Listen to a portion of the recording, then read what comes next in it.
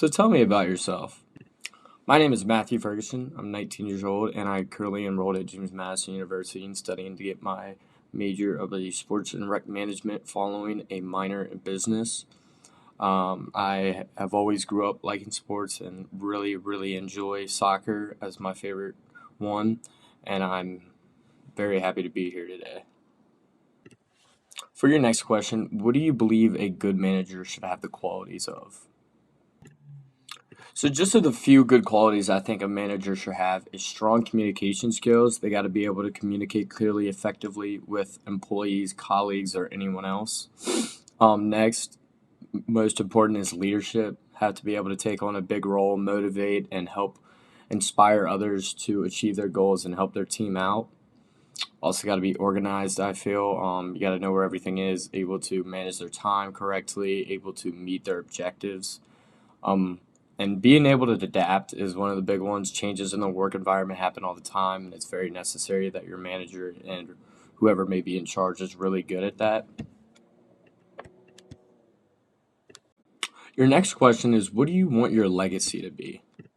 That's a good question. What I want my legacy to be, I'm going to be remembered for making a positive impact on the world, leaving whatever it is behind through my work or whatever it may be, giving back to the community.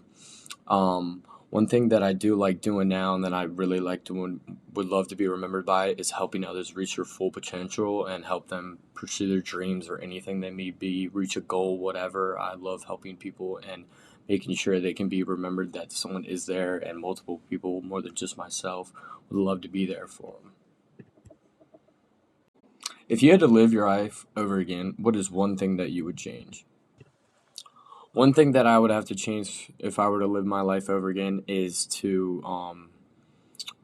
avoid tearing my hamstring my sophomore year at high school, which caused me to be out for sports, which I played lacrosse and football in high school, and I loved it. And tearing my hamstring, it just made me go through a really hard time, and I couldn't be out there on the field when those moments mattered and everything. But yeah, no, that was one of the hardest things, and I feel like if that never happened, I would have had a lot better high school athletic experience. But I feel like it did help me make who I am today. But I wish I could get that time back. So your next question is, if your house is burning down, you could only save three things. What would they be? So first off, I think I would have to go with my wallet. Just got all my cash, credit card, debit card, ID, driver's license, all that stuff, insurance card. I feel like that's pretty important nowadays. Next, I would have to probably go with my signed um, Washington Redskins jersey by Santana Moss. That is a big, that day where I went to the game and got it all signed. That's a big moment for me. And then Santana Moss being my favorite player, I really love that and really enjoy that moment. And I love seeing that jersey every day. And lastly, I would have to go with probably my computer. Since I'm in college right now, I'm using it almost every day for schoolwork, communicating with teachers, whatever it may be. And it's honestly a big piece in helping me get through school. So, yeah, definitely my computer. But, yeah. So, your next question is, what would you do on the first day if we hired you? So what I would do at first, I would arrive on time, make sure I know the start time and location of this place, and arrive 5 minutes early to show that I'm reliable and I'm gonna respect other people's time. Gonna dress appropriately, follow dress code, new workplace accordingly, all this stuff. Definitely gonna introduce yourself to as many colleagues as possible. Smile, make eye contact, try to remember people, build a connection early on. Um, Listen and observe. Gonna try and soak up a bunch of knowledge. Kind of just not really keep my mouth shut, but definitely sit back and observe other people that have already been in this position and really learn from them and try to learn as fast and as much as possible to make it easier on other people and make myself grow.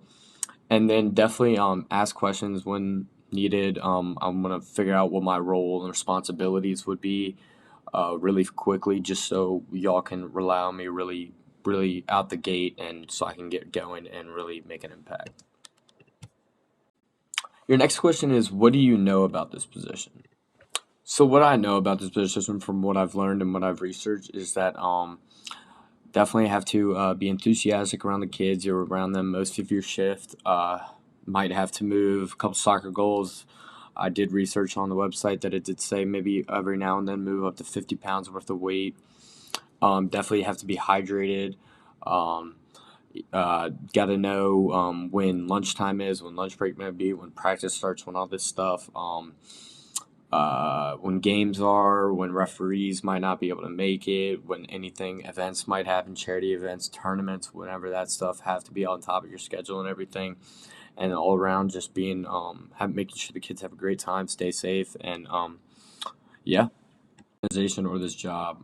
What about this organization or this job appealed to you?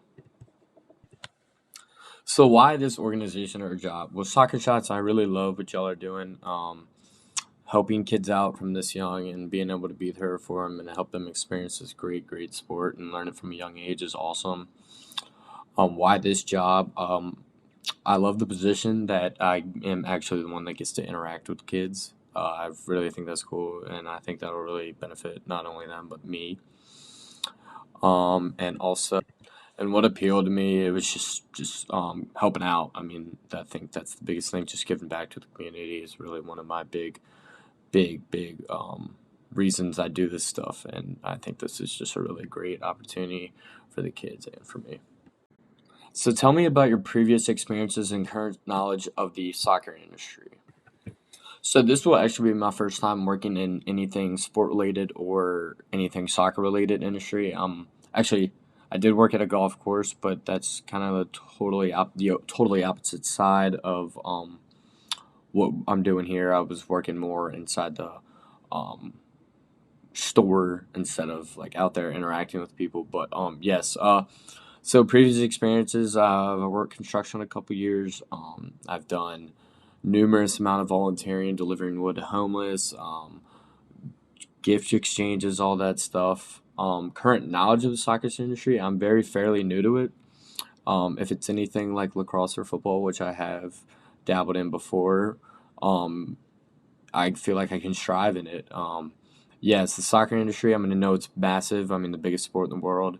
I feel like, especially with one of the probably the biggest organization with involved with youth soccer, which is Soccer Shot. I feel like I can learn a bunch and I'm ready to grow.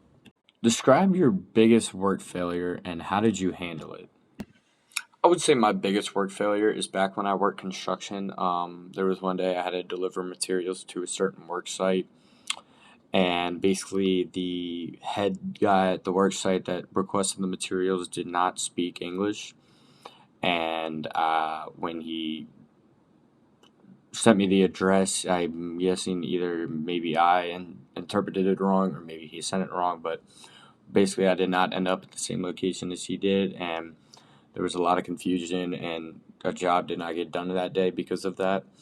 But yeah, next day delivered the materials to the right place. Just basically accepted that either there was a communication error or that I messed up and got on with it and just tried to get the job done as fast as possible after that. Next question is, tell me a time about where you had to persuade someone to see your side of something. So a time I had to persuade someone was actually recently after my freshman year of college, which was last year. I had to sign a lease for an apartment with three of my friends from high school. And when it got closer to around summer, I got a message from some of my fraternity brothers that they were interested in living in this house, which it was a lot closer to campus and a lot cheaper for rent. And so basically, I kind of had to persuade my mom that it would be a smarter decision. And not only my mom, I had to persuade my three friends from high school that I already had a lease with that I was they uh, that they were cool with me getting out of the lease and that, and basically just had to do a lot of persuading. They could see from my side that it was a lot cheaper, it was a lot better, and it just overall was just a better decision. And yeah. So your next question is, think about a time at a past job where you experienced a big change. How did you adjust? So a big change I experienced was I used to work at a golf course and I had the same boss for 3 years in a row while in high school. And on going into my senior summer, the beginning of summer, he actually accepted a job somewhere else, so he was no longer there. And he was probably one of the biggest reasons that I was still at that job. I didn't have the best pay and wasn't doing like it wasn't the most interactive and stuff. But definitely, I really liked him as a boss, and I thought he was a great person. So yeah, he left, and I had to experience a whole new boss and new rules and new coworkers and all this, and it was tough, but definitely definitely a big change, and I just had to adapt and get along with new people, get along with new rules, and yeah. And your last question is, if you could live in any time era except the one you are currently live in, which era would you live in and why? One time era I think I would like to live in would definitely be ancient Egypt. I feel like that would be a really really cool time. It seems like a very ancient civilization, very ahead of its time. Definitely want to see how the pyramids are built and just like I don't know. I've seen the movies and shows and all the research I've done on it. It seems like it was a pretty interesting time to live in and a very fun time to live in. No technology, no nothing. Definitely a lot less stress or different type of stress. No social media, no nothing. And it just I don't know. I just really think I would enjoy that time period. And I think it would really have a big impact on the way I live today. Which if I could go back in time, and see the difference, I think it would really open my eyes.